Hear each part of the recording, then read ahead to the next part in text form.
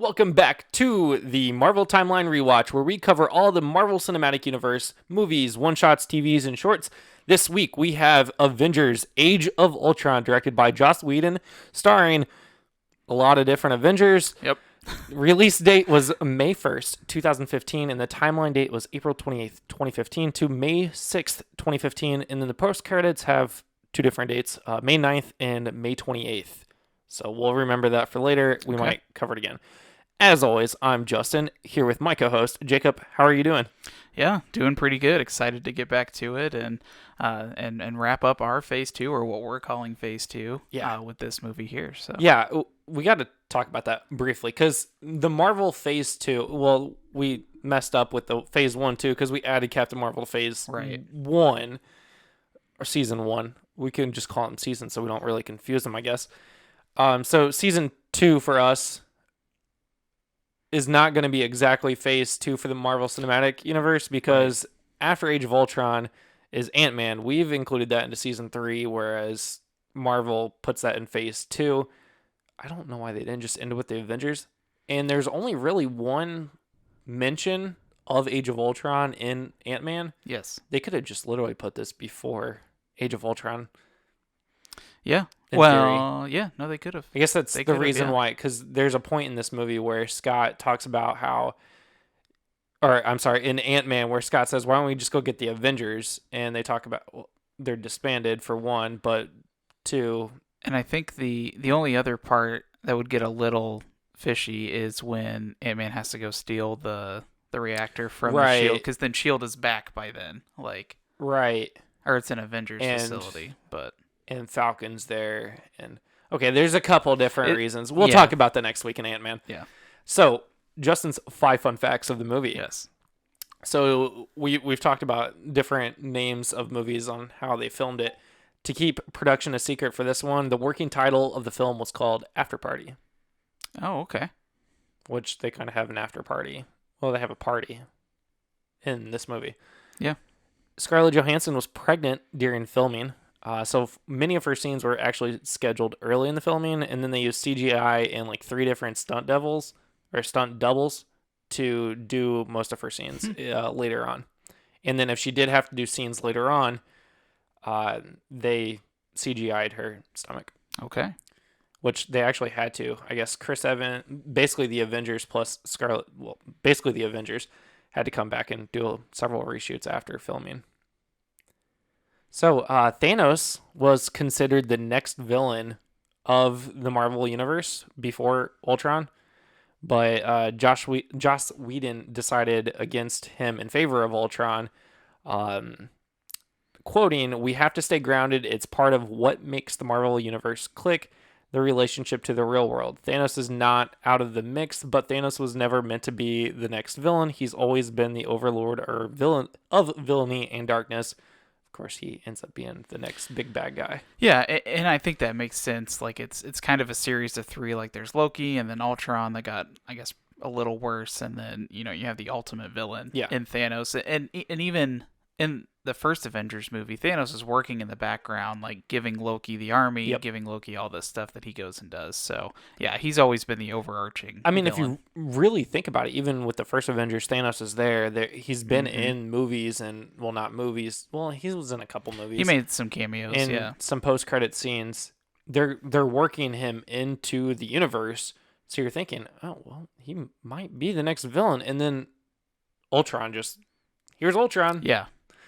So yeah, just jumps right in there. Which I think you needed that stopgap movie before you jumped into what we have in Infinity War and Endgame. If you would have went just from the first Avengers movie into Infinity War and Endgame, and it's whoa, you've missed a lot of character development and the team working together, the team facing a struggle, overcoming adversity, which we'll see in an upcoming Captain America movie. But yeah, if you jump straight to Infinity War, I think you would have lost a lot of that. Well, just think about the heroes. There's not that many heroes in there yet. We haven't introduced Ant-Man, Doctor Strange, Black Panther. Well, yeah. Black Panther hasn't been in this yet. Black Panther hasn't been in this yet. Yeah. It doesn't come in until 2 movies from now. Right.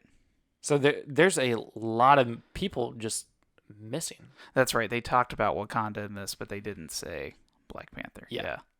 Number 4, Joss Whedon has said that he wanted Spider-Man and Captain Marvel to be in that beginning sequence, but due to timing of the movie and rights issues, they were excluded.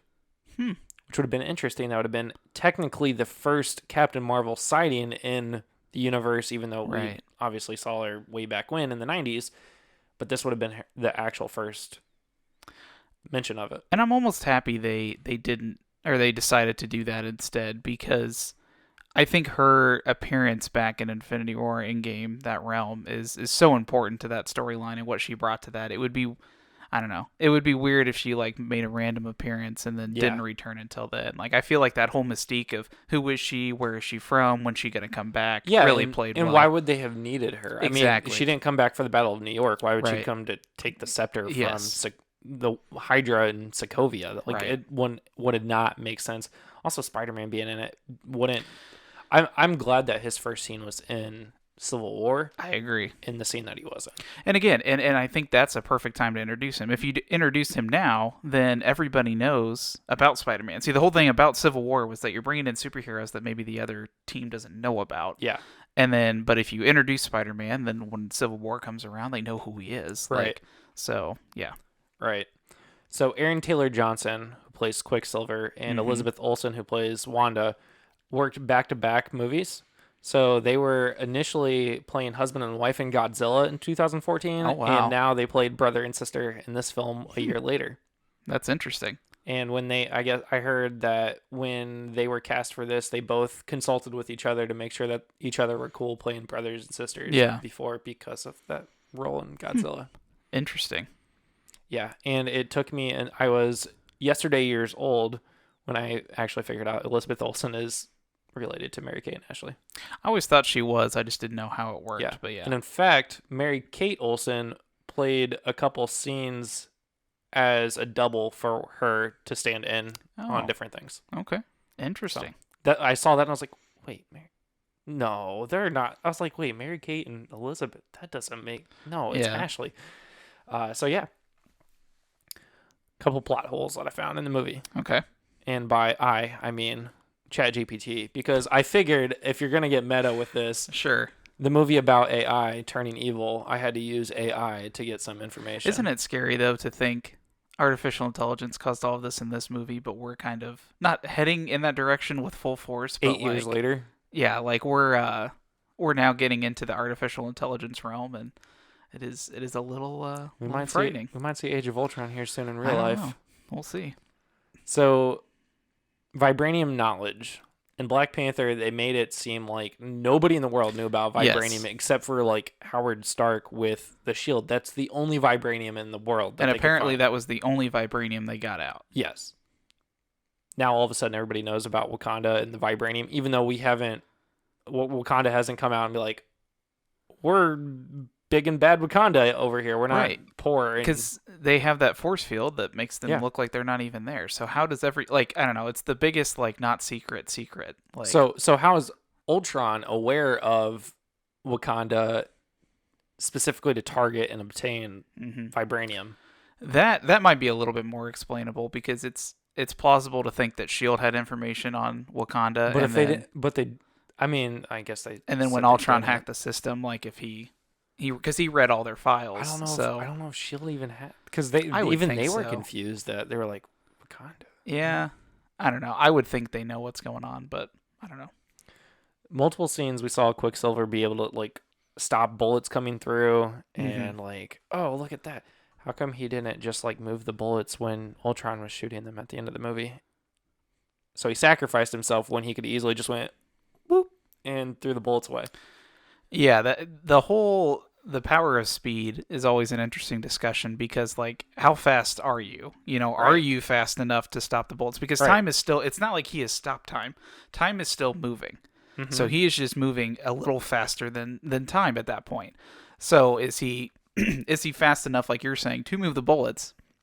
Or is he just not that fast where, but he, like, moved a car, or he moved Hawkeye and the kid, like, he was able to do all that, but not stop the bullets. I don't know.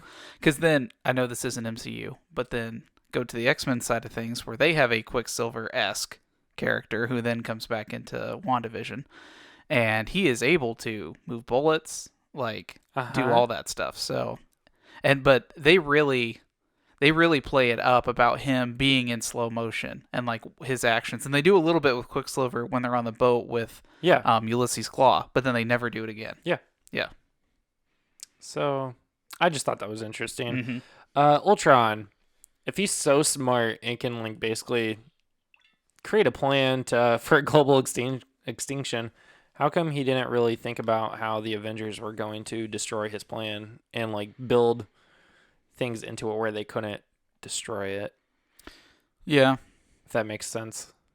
I think he didn't take any measures to protect the engine. Right. That was lifting the city out of the And I think part of it is I don't know how to explain it, but it's like, although he's this big, powerful being, he was just born like 2 days ago. Like, so is it still some of that naivety of like, I'm not fully developed my thoughts yet. Like, I'm still learning as I go. Because Vision makes reference to that. Like, he was like, I was born yesterday, all this. Like, I'm still picking things up as I go. But yeah, you would think if he's this kind of hyper intelligent being, he would have thought of every angle. But yeah. Last one here. Wanda's accent is basically gone after this movie. Yes. Yep. So I was gonna make reference one thing to my that wife too. says all the time is like, where is her accent? Like it's just gone. It's she back became to Americanized. Yeah, she Americanized her accent, and it's really bad. Yeah. Okay. Want to talk about the movie? Sure. Let's talk about the first word that any hero speaks in this movie. Do you know what it is? I don't remember. Shit. Oh. Iron Man. Oh, yeah. Tony Stark is flying and he runs into something, or he's about to run into something and yells shit, and that's when Captain comes out and says language, and that becomes a big deal for that. That's right. I knew the language piece. I just didn't know that came. Yeah, that came first. Language was the second word. Yeah. Yep. So the movie starts out with the Avengers attacking a Hydra base in Sokovia to get the scepter back because they lost it, which they lost it because of Hydra. That's right. Right. Hydra took it. So yeah, they're going to go get the scepter. That's when they basically get attacked. I mean, they don't get attacked, but they release the twins, Wanda and Quicksilver, to actually fight back. They don't release them. They go out and fight on their own. Well, because Von Strucker was like, no, I'm not sending them out. And then they turn around and they're gone. No. Because he didn't want to, because that other general approached him and was like, hey, we have the twins right here, like, let them go. And he's like, no, not yet, they're not ready. And then they turn around and they're gone. That's fair. So, to preface all of this, guys, I really do not like Age of Ultron. See, I thought this one was, I mean, it's not my like top movie, but I didn't think it was honestly, that bad. until we started rewatching these, I always thought this was like the worst MCU movie out to date. I enjoy this one. I enjoy this one. So Jacob's gonna have a lot more comments than I do. I'm gonna try my best to not tear the movie apart. I will say during this beginning scene, the CGI, especially with Thor, was a little rough. Like when they focus in and like start zoning in on each Avengers battle, Thor's CGI was a little suspect. But did you notice that the Hulk in Hulk form, not Bruce Banner form, never actually speaks a word in this one? Mm-hmm. This is the only movie that he doesn't speak any kind of word. He just grunts and yells. Yeah. Yeah. Okay, so they get out. Quicksilver is actually fighting in the battlefield, and Wanda, I believe, is back. She's trying to screw with Tony's head. Yes. And that's when Tony sees the Chitauri and basically gets a vision of all of them dead. Captain's shield broken in half. And then Captain saying something about how, like, you could have saved us, but you did this, or what exactly did he say? He said, like, you could have done more. Yeah. Like, there was more you could have done, or something like that, yeah. Yeah. Which this whole time, Wanda was, like, wanting Tony Stark to do this, like, wanting Tony to make Ultron, wanting Tony to keep developing this, to get Vision to do all this. So she's really been in his head, obviously, from the very beginning of the movie. And spurred a lot of this on. But I did think, especially that scene, I thought it was very bold of Tony to leave his suit. Like, he left his suit and put it in sentry mode, but then, like, went and found the secret bunker. And like, leading up to this point, all 3 Iron Man movies, the first Avengers movie, he is very blatant about, without my suit, I have no power. Yeah. And, like, he never leaves his suit. Yeah, and then all now of a they're in sudden, a base. in this movie, he gets out of his suit. Like, I get the fact that you need to be able to type with your fingers and stuff and move around, but, like, you could... Well, he's interfaced with other things in the Iron Man suit. Yeah. Like, yeah, I don't know. That part just didn't fit his character, I thought. Like, and if he has made those strides, you never see it. Yeah, so, I was very baffled by that. Yeah. In a sense, because I was just like, why... Being in that room, okay, you could easily get your jump suit back into it. But to go through a secret passage and go down a hallway, like, especially in a base with Hydra. Exactly. I don't know. I thought that was a little... And maybe that's how Wanda has to interact with him. Like, she can't interface with him in the suit, so that's why they had to do that. But, that didn't make sense to me. Like, it... And if they're trying to say that Tony has made those advances to where he's feeling comfortable out of the suit, then you never... Somewhere between Iron Man 3 and this movie, that happens that you never know about. Yeah. So eventually they get the scepter. They bring it back to their base, and Tony and Bruce discover an artificial intelligence program within the scepter. Mm-hmm. Tony is showing Bruce that, like, hey, this is Jarvis, and it's like a little ball of AI that you can visually see. And then he's like, and this is the scepter, and it is like 3 times the size. Yeah. And they go back and forth. Tony wants to basically turn this into the Ultron program or initiative, whatever. He wants to create Ultron to be a peacekeeping thing and to fight back aliens from outer space, because they know that threat's there. Bruce disagrees with him a lot, but at the end of the day, they end up working on this program. Yeah. Ultron is created and becomes self-aware, teams humanity as the global threat, and decides to kill Jarvis and find a body out of broken pieces out of the Iron Legion. The Avengers end up having a giant party. Did they ever... Because they got the scepter back? Yeah, I think it was like a celebration. But I'm like, if you're going to celebrate what I deem little victories, like, I guess, I don't know.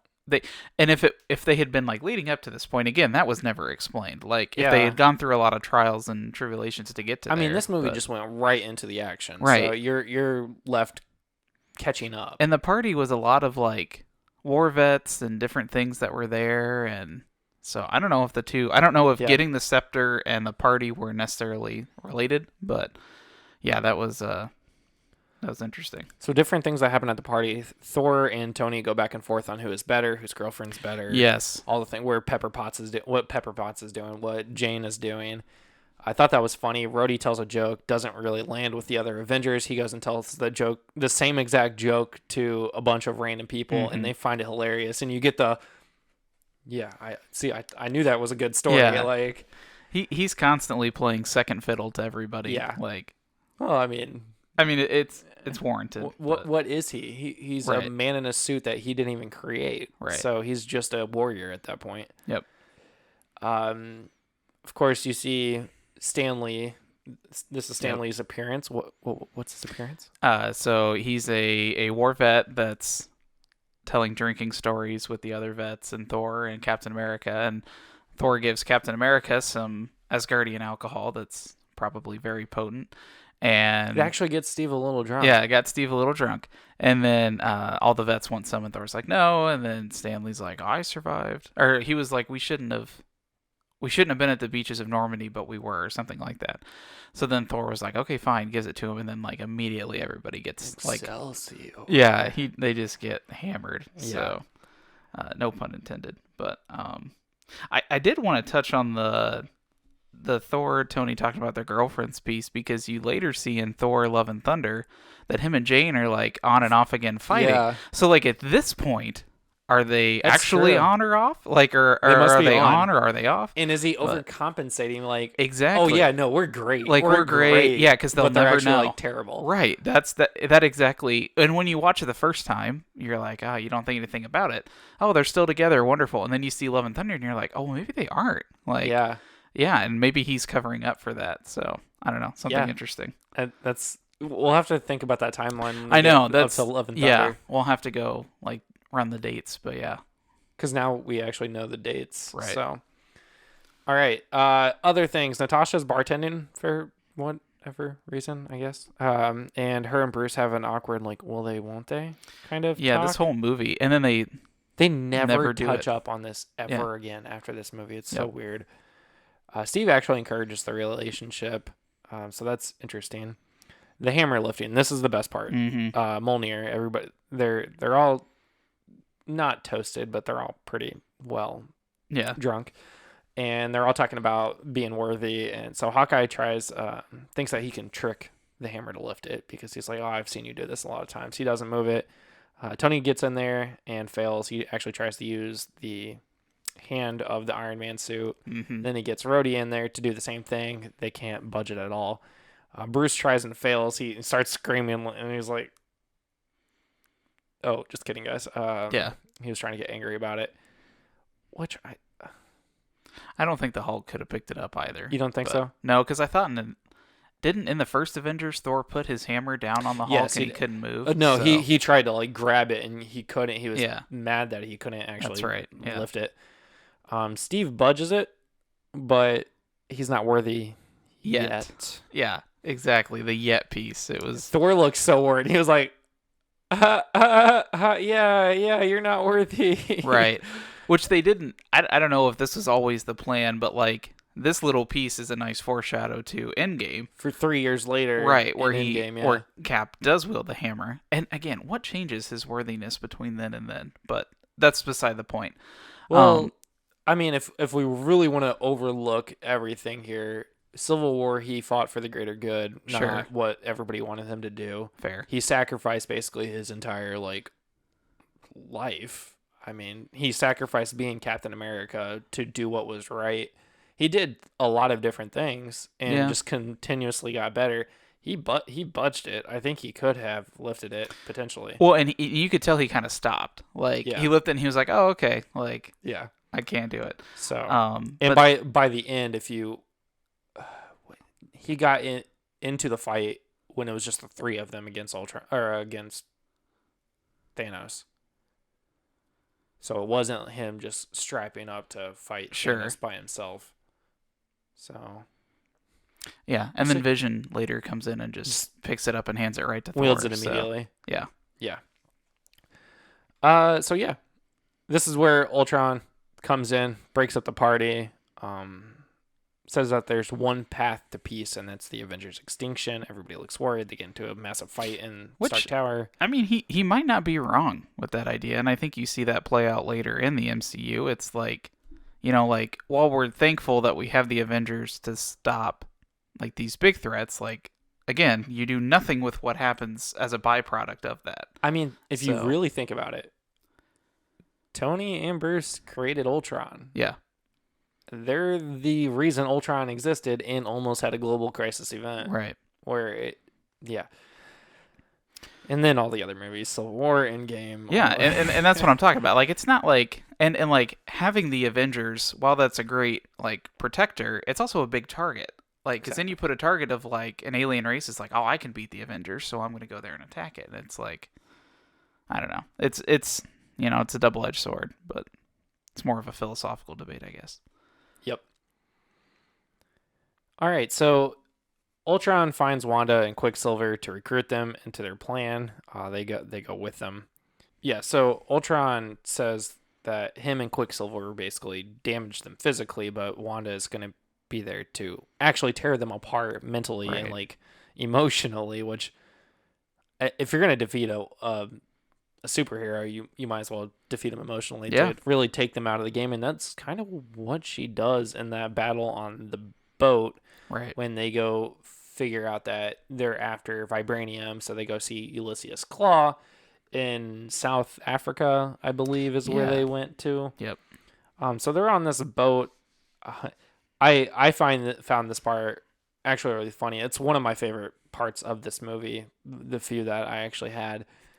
And they're trying to get Ultron to say like what he's gonna do, and he's like, "Oh yeah, because I'm gonna stop and let's see. I wanted to take this time to explain my evil plan," and then immediately attacks them. Right. Which I thought was brilliant. Yeah. I love it. I always call this out. I'm like, why does the villain always have to feel like, oh, I have to tell you my entire evil plan and give you time to figure it out and attack me back? Right. That was brilliant, to be honest. Yep. Visions. So Wanda is starting to give everybody visions in this big battle. Natasha sees the Red Room where she gets basically euthanized. Not euthanized. That's when you get killed. Yep. She gets... What's the word for that? I don't know. I'm drawing a blank. She can't have children. That's what happens. She can't have children. Yep. I'm sure somebody will say, like, start yelling at us. I can already see at work that somebody's going to come up to me like, you got the word wrong. Yeah, so she can't have children. Steve is at a party during the Civil War with Peggy Carter. Mm-hmm. I don't think that one actually got dark, really, did it? Well, there were some shots of like guys that had like bullet wounds and stuff like that they were tending to while they were at the ball, and everybody was laughing. Steve's didn't make much sense to me. It was like a vision of what he could have had, and that's his biggest fear is like what he missed out on. But that might have been it. But I don't. Thor is at an Asgardian party, and Heimdall says that Thor is the destroyer, or a destroyer, and everyone is dead. Yeah. Which actually is foreshadowing to Ragnarok. Right. And that one I think was the most important one out of all the visions. Is like, well, that sent him searching for answers. Right. And then he kind of gets the glimpse of Thanos because, well, later on when he's in the water and he sees all the Infinity Stones and he sees the gauntlet, like them going into it, and he knows. Because then Thor changes tune. He's like, nope, we need this protector. Like, there's something bigger coming. Yeah. So Wanda does get to Bruce, and Hulk goes on an absolute rampage to almost destroy. And you never know what Bruce sees. You just assume it's something. Like, you just see him. And I think it's honestly his biggest fear is being played out, and that it was the Hulk just going nuts. Like, yeah. So Tony calls in Veronica, which is the satellite that they had in space at the beginning of the movie, which I thought was actually really cool. Yeah. So Veronica comes out, basically is to create the Hulkbuster suit for Iron Man, which the Iron Man suit went into the Hulkbuster, which was interesting. But it also not only gave him the suit, but it also sent new pieces that were destroyed. Like he lost an arm, and then it came back and gave him a new arm. Yep. Which I have a question about logistics. You physically see he lost the entire Hulkbuster arm. And you would think that his arm would have been into the Hulkbuster arm. Oh, where did his I think that's arm go? That's a fair assumption. He could just be like right here, joysticks, and then using, or his suit. I don't know. His suit's a lot of like nanotech, so it could have like just melded into the Hulkbuster, and then like I don't think his arms were actually in those arms, is what I'm saying. I think he was more just kind of contained in the center. I've always wondered that. Because that's way too big for him to have his actual arm in there. Like, his arm would be, like, maybe make it past the shoulder blade. To his torso, like... Yeah, exactly. So, yeah, I think he's more, like, in the center of it. Okay, so... Yeah, they basically take down not the entire city, but they take down a giant, large building that was under construction. Mm-hmm. He actually asks how much it would cost to buy out that building real quickly before he completely takes it down, which is interesting. After that, there's not an official arrest warrant, but people are calling for an arrest warrant on Bruce. Yeah. It makes sense. Barton ends up taking them to a safe house, which is actually his house, and then introduces everybody to his wife and 2 children, and everybody's just like, Tony's just joking about how, like, those are agents, little agents now. Like, he was in complete disbelief. This is where Fury comes in. He mentions, here we are back on Earth, but you only know about him being in space once. Yeah, I didn't catch that. That's a good point. And at this point, he's never been in space, to your knowledge, in the movies, in the release order. In the release order, you do not know yet that Fury's been in space. But we know the Skrulls are a thing.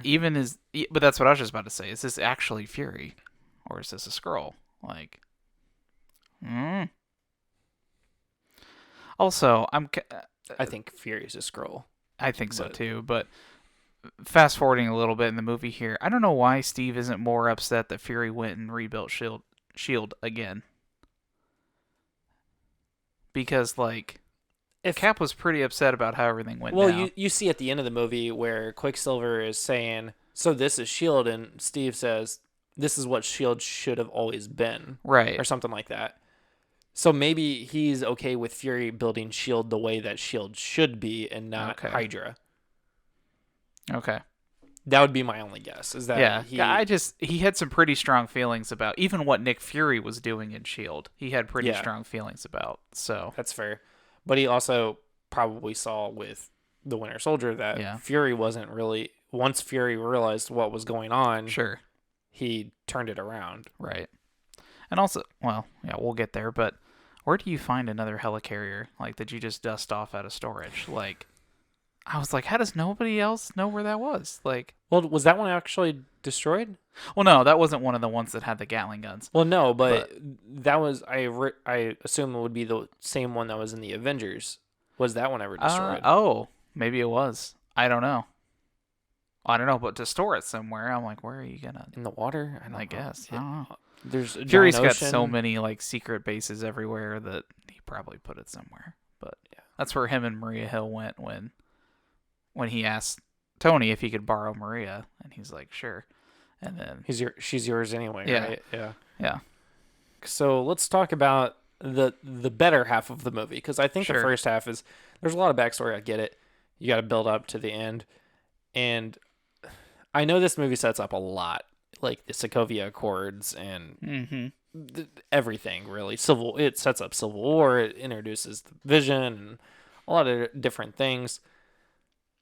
I still don't like this movie, but the second half was fine. I'm fine with the second half of the movie because this is where the actual action comes into play. Right.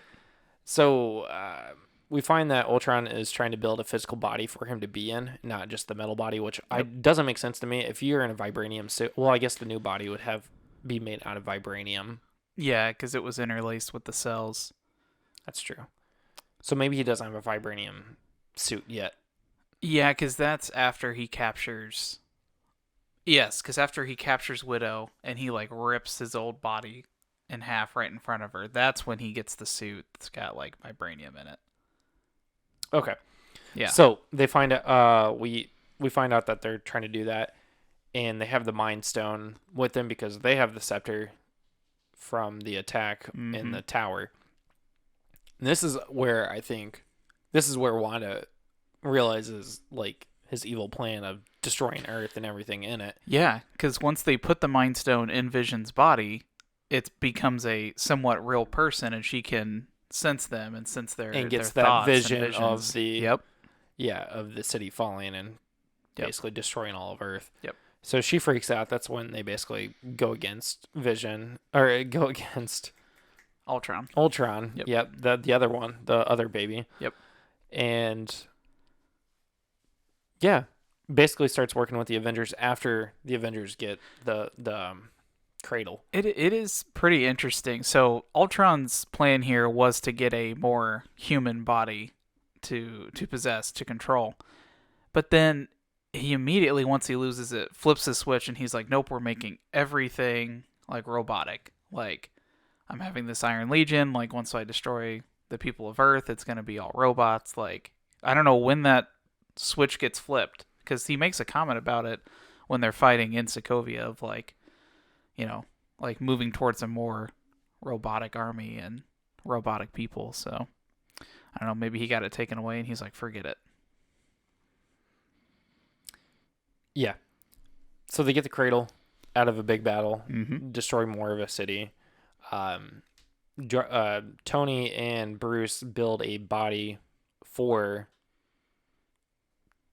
Ultron, kind of, to put the AI into the body so that they actually create a better Ultron. Mm-hmm. They end up using Jarvis's AI instead, I guess. Thor comes in. They're having a big fight about like whether to do it or whether or not. Cap wants them to stop doing what they're doing because they don't know what they're doing. Wanda also agreed, didn't want them to do what they were doing. And that's when Thor comes in, uses his hammer and the lightning to basically put the Soul Stone into him, officially creating Vision with Jarvis's AI. and everybody's freaking out thinking that Vision's going to like go out and do the same thing Ultron did. Turns out, no, he's a good guy.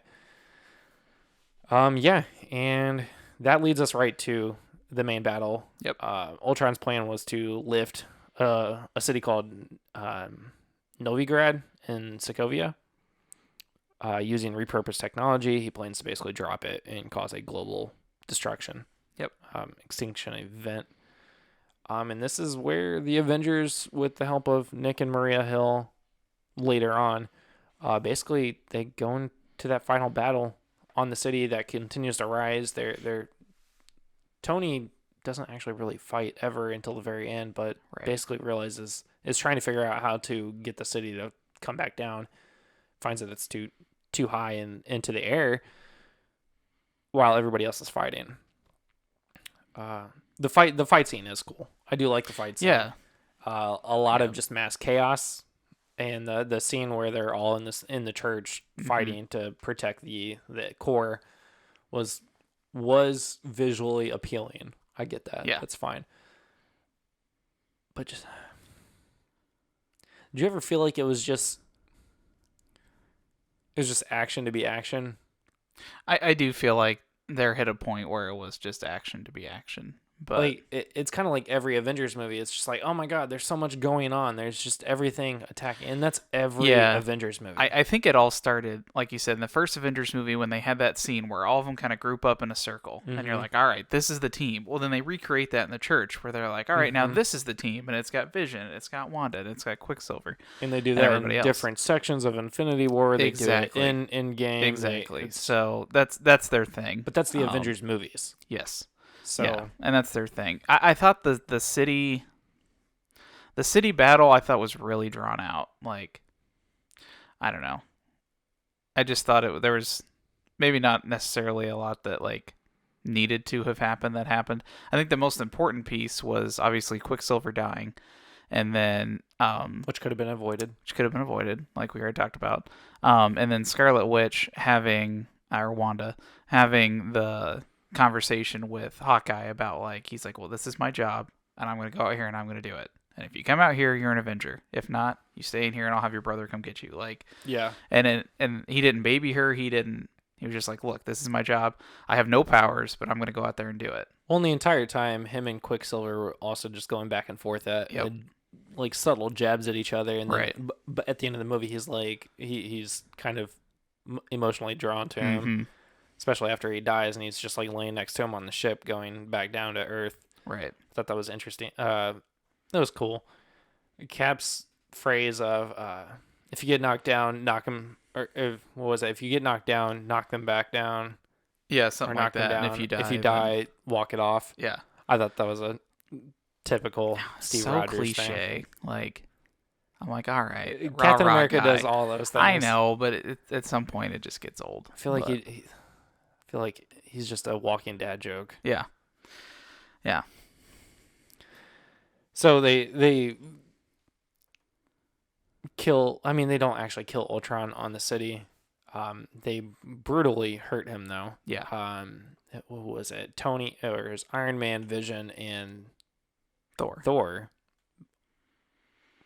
Yeah, because those three, all the people that have laser beams they can shoot, they fry part of his face. Yeah. They fry, basically almost destroying the remaining of his body, and then the Hulk just sends him flying. That's when he gets the ship somehow and starts shooting at them again, killing Quicksilver. We find Vision and Ultron on Earth later, and Ultron's basically trying to convince Vision that you need to carry out my plan, but Vision's like, nah, and kills him. Yeah. So, everybody gets away. They do end up destroying the city, basically. Thor and Iron Man blow it up. Right. Which, there was water underneath it. Is that just because it lifted a giant section of the ground out? But how did the water get there? I think that's how it got there. They don't really talk about that. The city didn't move. No, it just laterally, I guess. It just moved up. Yeah. So, yeah. So it had to have been because they ripped out the city. Maybe there was like a dam or something that went and flooded. I don't know. But there's a lot of water. It was like ocean worth of water. Is it on the ocean? I don't think it's on. I don't know. It was like in the mountains, it looked like. So that was interesting. That was a movie thing. Yeah. The Hulk feels like he was responsible for a lot of the destruction and leaves in the Quinjet. That's important, actually. Ultron was in the Quinjet. Yes. Attacking them. The Hulk saves Black Widow, puts her onto a ship, and then jumps to the Quinjet, rips Ultron out of the Quinjet, sending them flying again. And then he takes the Quinjet and just goes off into space, where we later find him in Ragnarok. Right. That's what I was going to say. You don't see him again until Ragnarok. So, what they find the ship, or they think they find the ship at the end of the movie.